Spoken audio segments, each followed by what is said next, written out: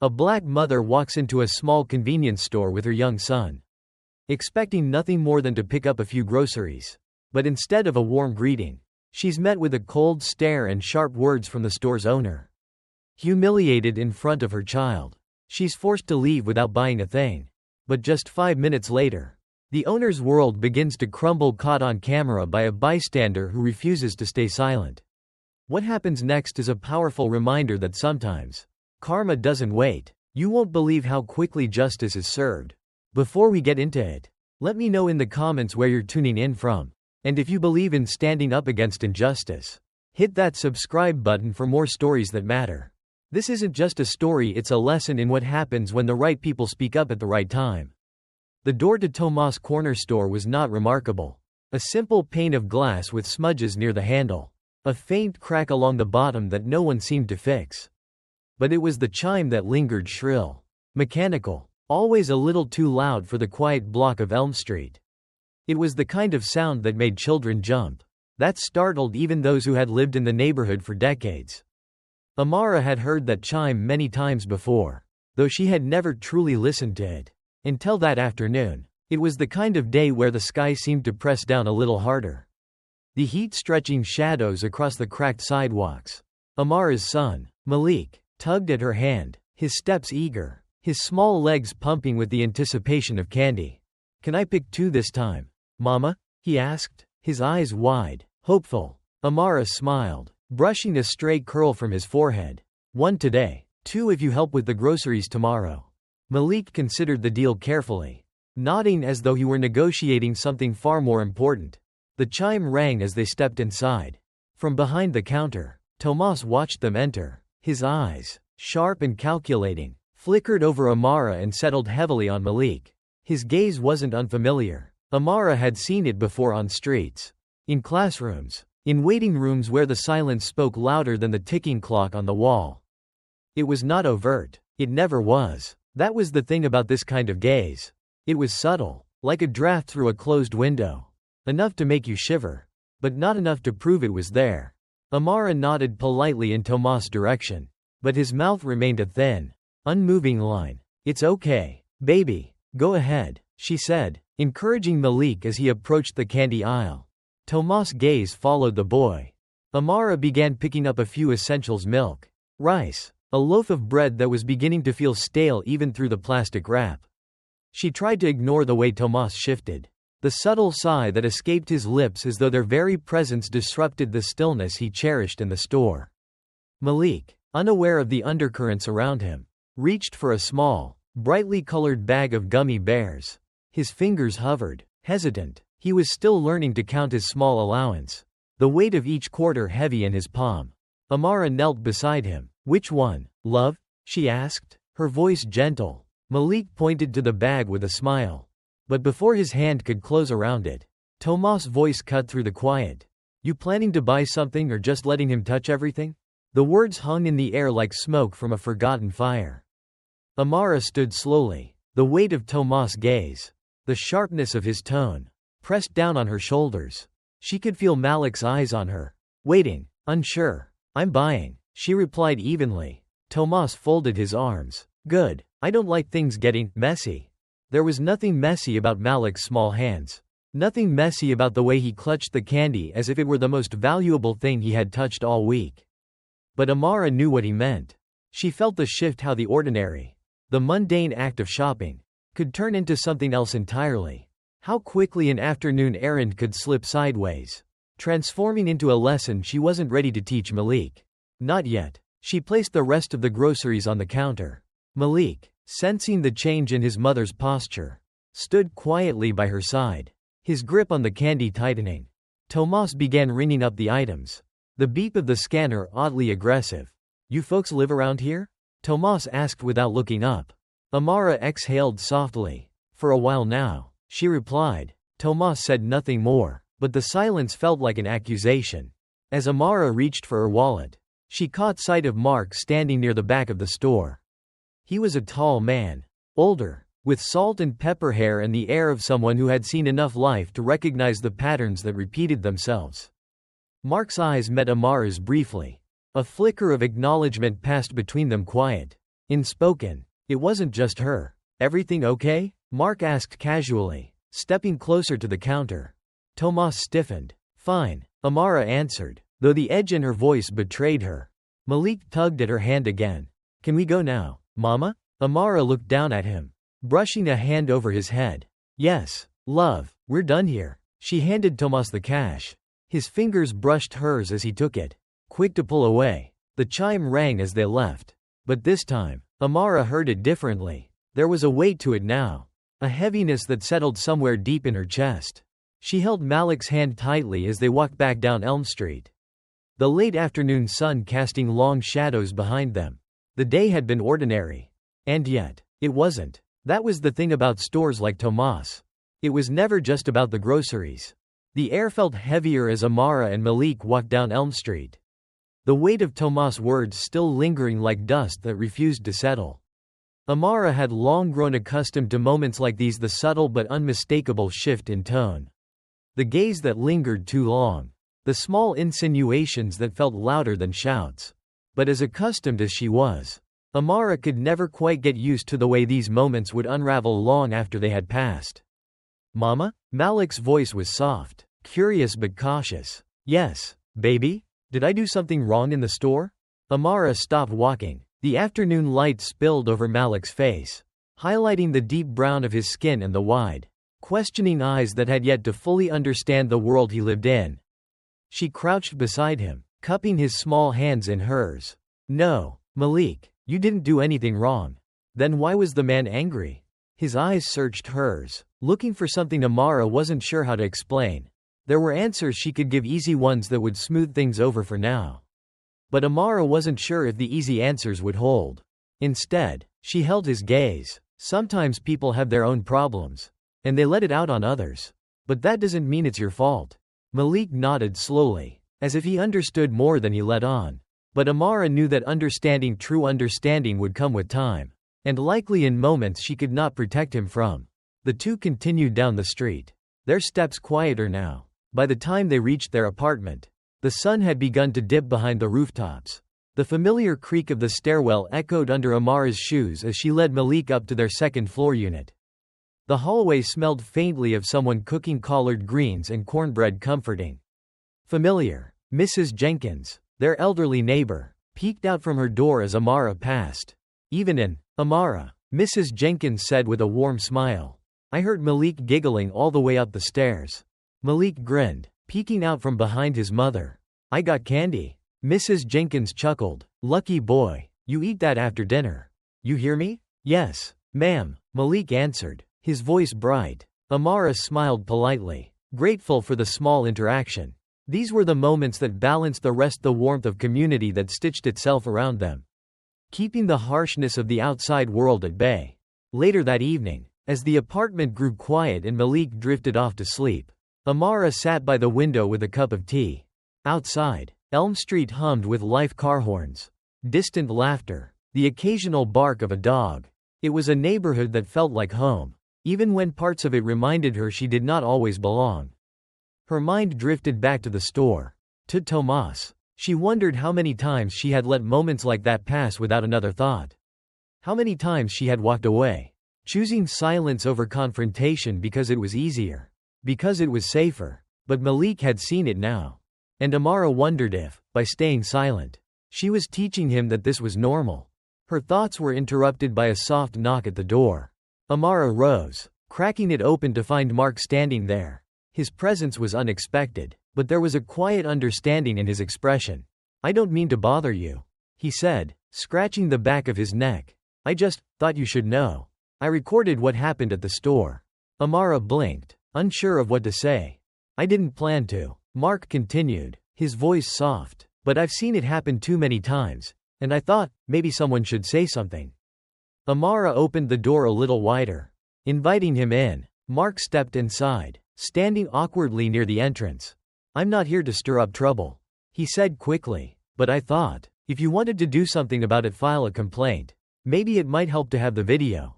Amara folded her arms, considering his words. And if I don't? Mark hesitated. Then I'll respect that. The apartment fell into silence, save for the faint hum of the refrigerator. Amara glanced at Malik's bedroom door. The gentle rise and fall of his breath barely audible from where she stood. Finally, she met Mark's eyes. "Send me the video." The next morning, as Amara dropped Malik off at school, she lingered near the entrance longer than usual, watching him disappear into the building with his backpack bouncing against his shoulders. On the walk home, she stopped in front of Tomas' store. Through the glass, she could see him behind the counter. The same rigid posture, the same watchful eyes. Amara thought about turning away, about letting it go, as she had so many times before. But this time, she didn't. Instead, she stepped inside, letting the chime ring loudly behind her. The chime above the door cut through the quiet. Sharp and deliberate, Amara stepped inside Tomas' store, her presence stretching across the narrow aisles like a shadow that refused to fade. Tomas didn't look up right away. His hands busied themselves with restocking cigarette packs behind the counter. But there was something unmistakable in the set of his shoulders, a stiffness that betrayed recognition. He knew she was there. Amara's footsteps were measured, slow, as if she were testing the strength of the floorboards beneath her. Each step echoed louder than the last, filling the space Tomas preferred to keep undisturbed. There were no other customers. Just the faint hum of the overhead lights and the distant crackle of a radio tuned to a station too soft to make out. She stopped at the front counter. Malik wasn't with her this time. She wanted this conversation to happen away from his ears. Tomas finally turned to face her. His eyes narrowed slightly, but his expression was carefully neutral. "Back again?" he said, his voice even. "Forget something yesterday?" Amara rested her hands on the counter, fingers lightly tapping the surface. The weight of Mark's video felt heavier than the groceries she had carried the day before. "I wanted to talk to you," she said simply. Tomas set down the carton he had been holding, leaning against the counter with a sigh. His eyes didn't meet hers directly, skirting just below her chin. "Look, if this is about yesterday." It is," Amara interrupted softly, but firmly. Tomas closed his mouth, waiting. Amara studied him for a moment. There was something familiar in the way he avoided confrontation, how he lingered on the edge of apology but refused to take the step that might cost him pride. She had seen this before. The way men like Tomas danced around the weight of their actions, pretending that the floor beneath them was not cracking. "You don't have to explain what happened," Amara said. "I know why you did what you did." Tomas' eyes flickered with something sharp. "And what exactly do you think that is?" Amara's voice was calm, but her words landed with the weight of stone.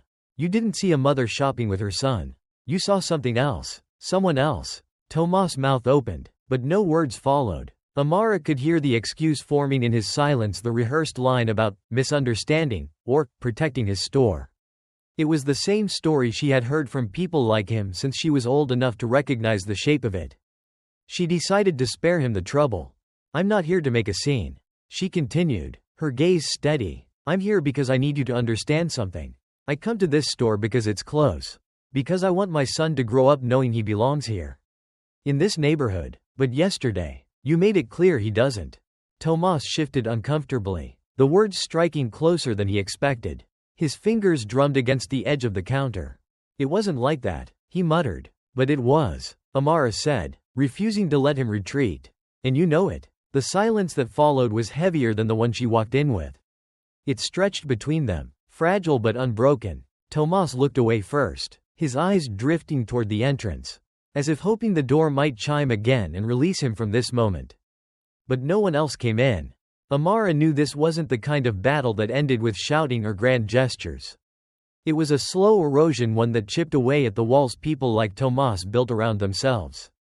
And sometimes, silence was the chisel. Finally, Tomas spoke, his voice low. "I've been running this store for 20 years.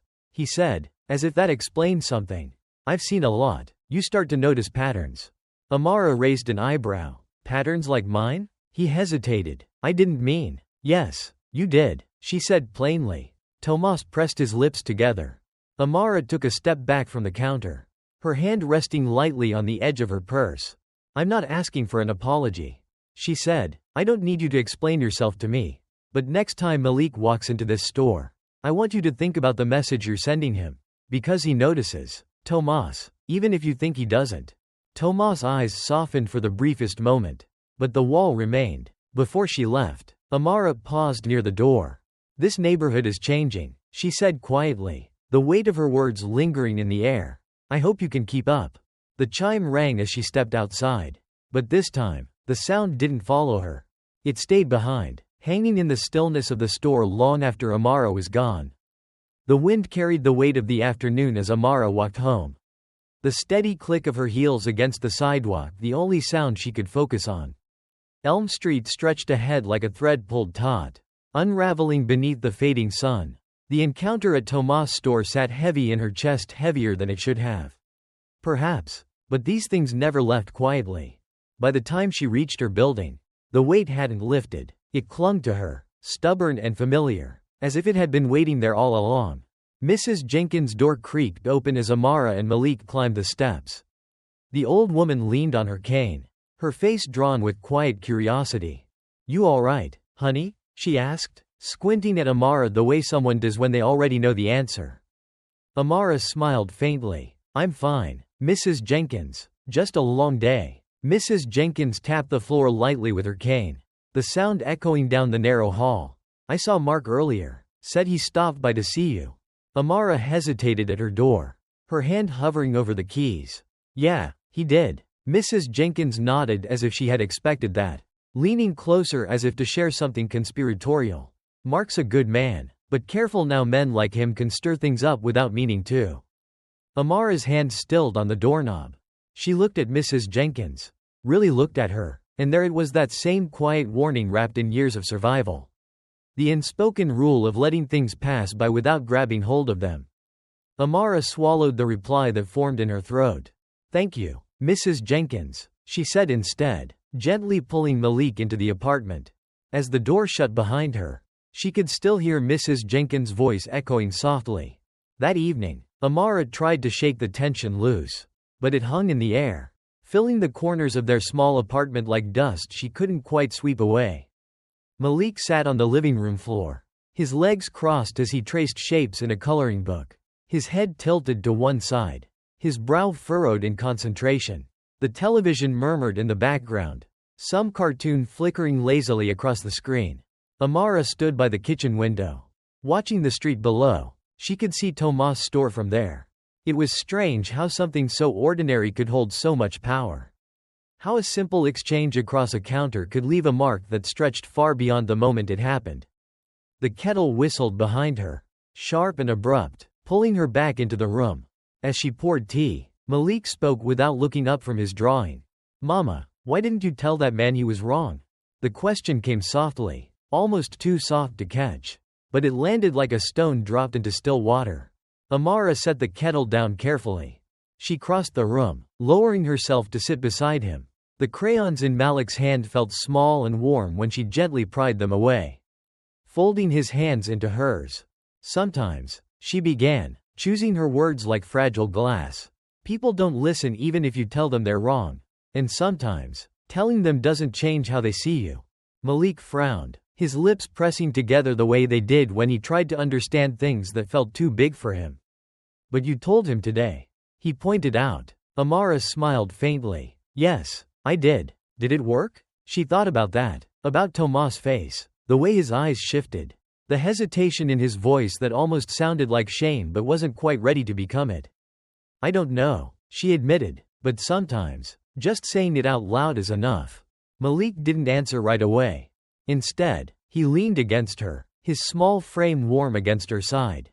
His head rested on her shoulder.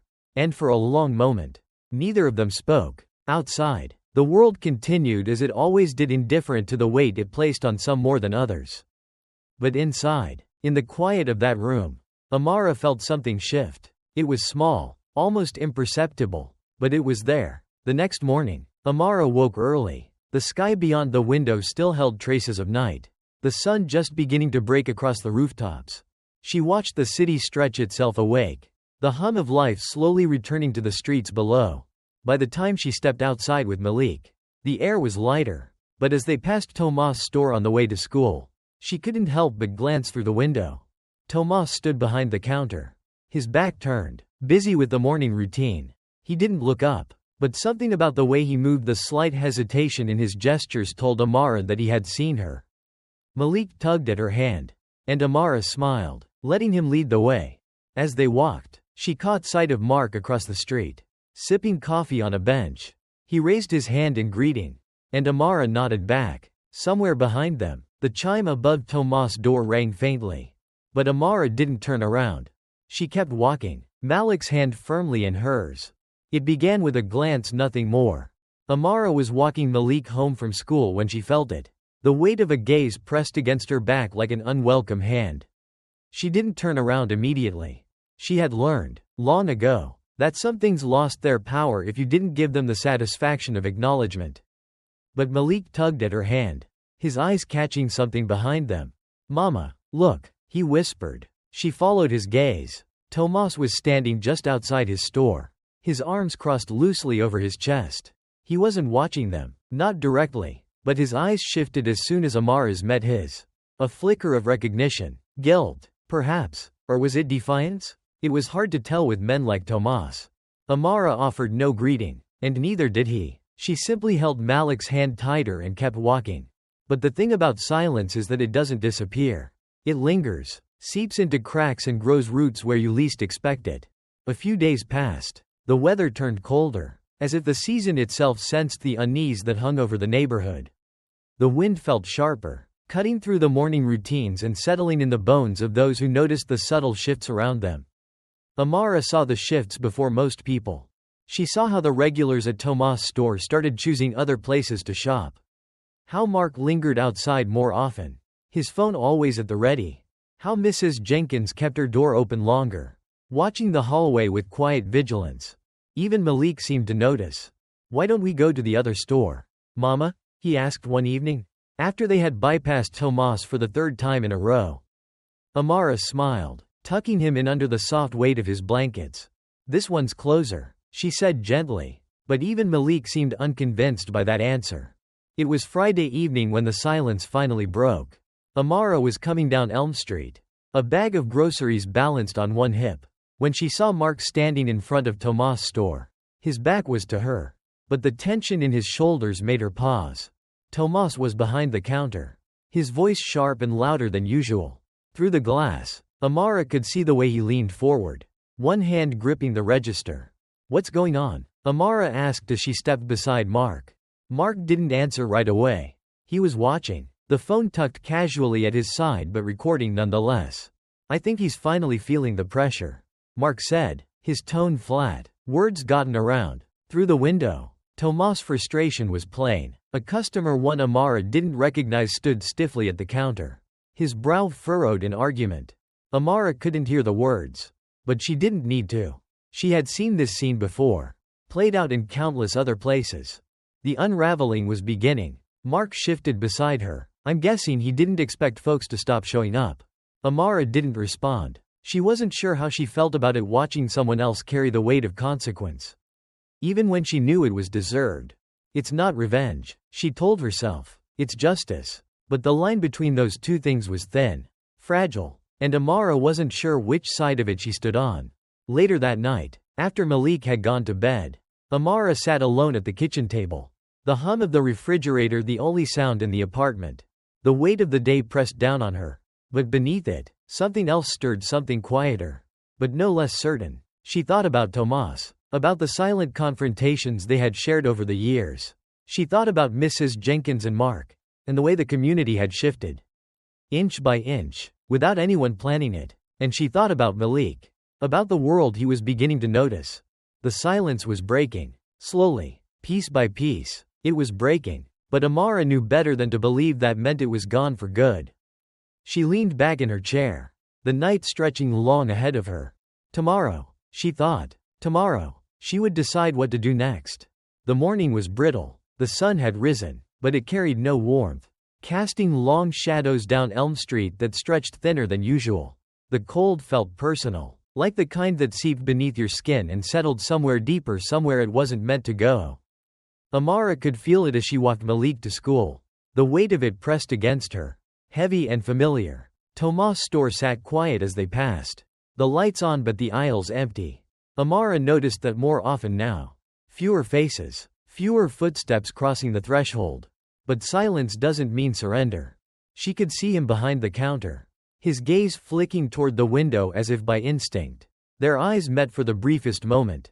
There was no accusation in her stare, only a stillness that made him look away first. "Mama, is he mad at you?" Malik's voice broke through the cold, small and curious. Amara gave his hand a gentle squeeze. "No, baby. He's just figuring things out." Malik frowned but didn't press. They walked the rest of the way in silence. But Amara couldn't shake the feeling that they were moving along the edge of something like a knife poised between two sides of the same wound. By midday, the shift that had been coming for weeks finally arrived. It started quietly, as most things do. Mark had sent her a message. Just 2 words. "It's time." Amara didn't ask what he meant. She already knew. As she neared Tomas' store, she saw them, faces she recognized. Neighbors who had lived along Elm Street for years. They weren't gathered in protest. Not exactly. But there was a deliberateness to the way they stood outside. In pairs or alone, arms folded, waiting. Tomas stood behind the glass, watching them the way a man watches the tide roll in, unsure if he should brace for the wave or try to outrun it. Amara stopped beside Mark, her arms crossed lightly over her chest. "Guess he finally realizes people are paying attention," Mark said, nodding toward Tomas. "I think he knew long before this," Amara replied. Through the window, Tomas' frustration simmered beneath the surface, cracking the polished facade he wore so tightly. She could see the battle happening behind his eyes, the tug of pride. The stubbornness that kept him rooted behind the counter even as the community he depended on slowly stepped away. But pride is a brittle thing. And Amara knew better than most that when it cracks, it rarely breaks cleanly. Tomas' door finally swung open with the chime that no longer felt quite so sharp. He stepped outside, one hand braced against the frame, and regarded the small crowd with wary eyes. "You all need something?" His voice was calm, but there was a tremor beneath it. Mark smiled faintly, not bothering to answer. It was Amara who stepped forward, her gaze steady. "No," she said, "I think we're just fine out here." Tomas' mouth tightened, his eyes flickered toward Amara, lingering just long enough for her to catch the meaning in his stare, the weight of old habits. The discomfort of being held accountable. For a moment, he looked like he might say something more. But he didn't. Instead, Tomas retreated, his shoulders stiff as he disappeared behind the glass once again. Mark exhaled beside her, the tension between them fading as the crowd began to thin. "You think he'll change?" Mark asked quietly. Amara didn't answer right away. "I think," she said finally, "that change isn't something you wait for. It's something you demand." And as she walked away, she wondered which would break first, Tomas' silence, or the fragile ground beneath his feet. Tomas' store was quieter than it had ever been. The faint hum of the refrigerator in the back seemed louder, the rustle of plastic bags echoing through the empty aisles like footsteps in a cathedral long abandoned. Amara didn't know why she had come back.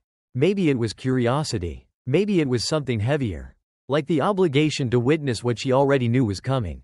The bell above the door rang softly as she stepped inside. But this time, it carried no weight. Tomas looked up from the counter. His eyes met hers without surprise, as if he had been expecting her.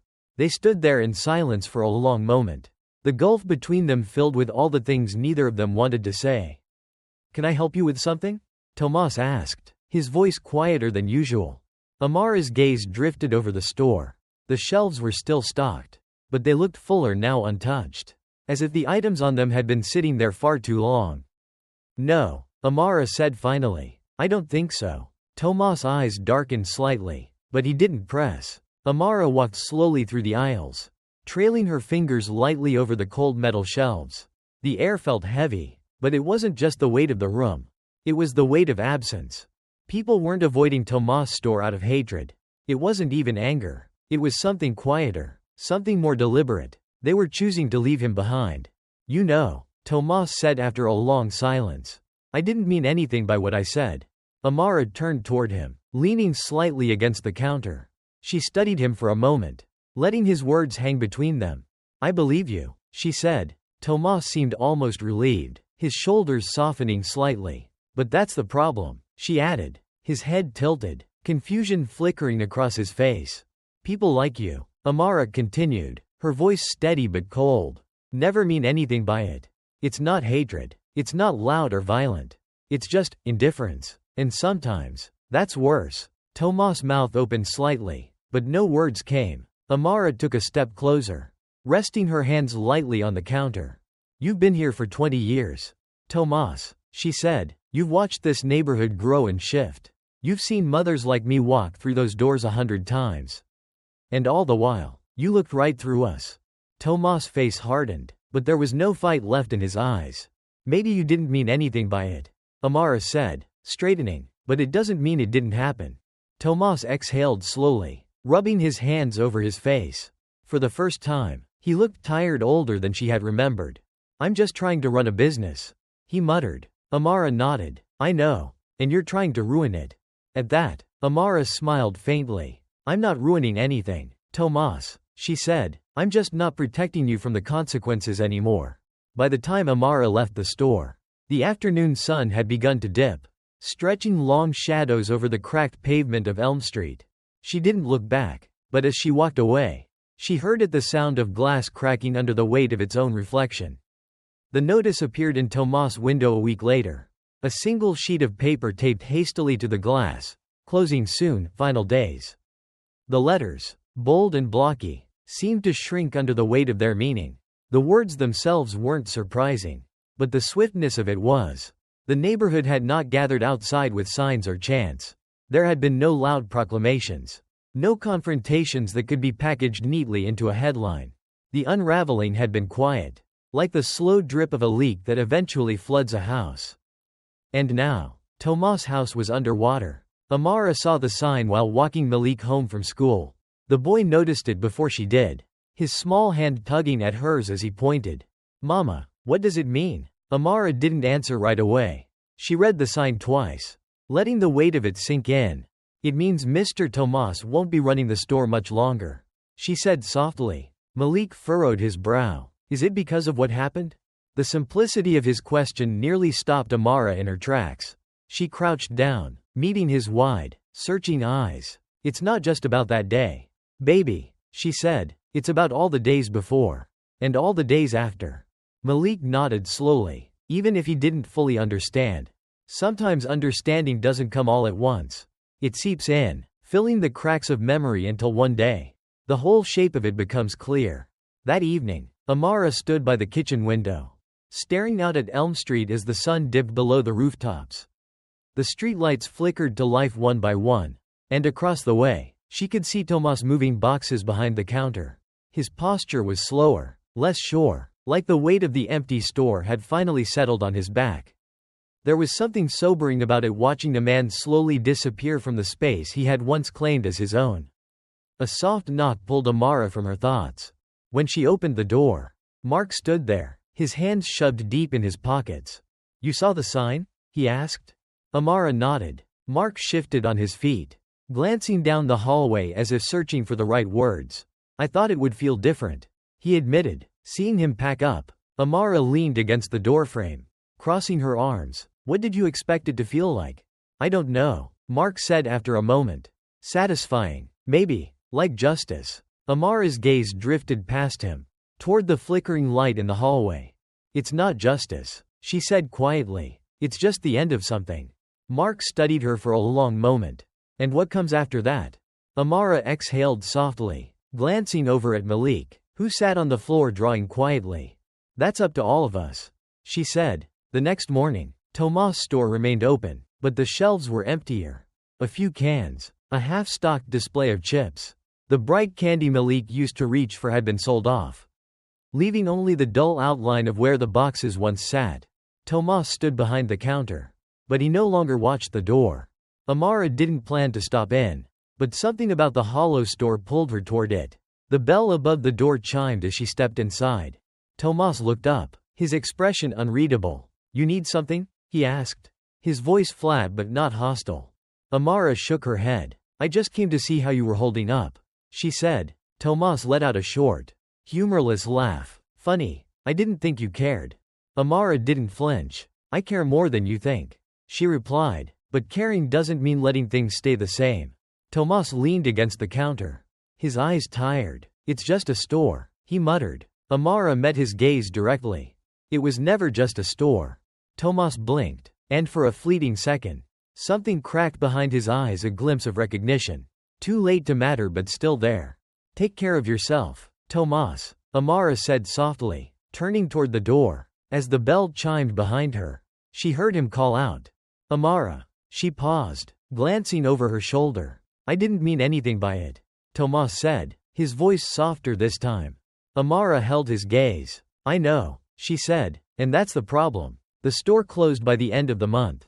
In its place, a sign appeared not long after, coming soon, neighborhood market. It was small, inconspicuous, but something about it felt different. The edges of it weren't worn down by time. It stood fresh, untouched. Amara saw it as she walked Malik home one evening. Will Mr. Tomas come back? Malik asked as they passed. I don't think so, Amara replied. Malik nodded thoughtfully. Maybe the new store will be better, he said. Amara smiled. I hope so, baby. But even as they walked away, Amara understood the truth. It wasn't the store that had to be better. It was the world around it.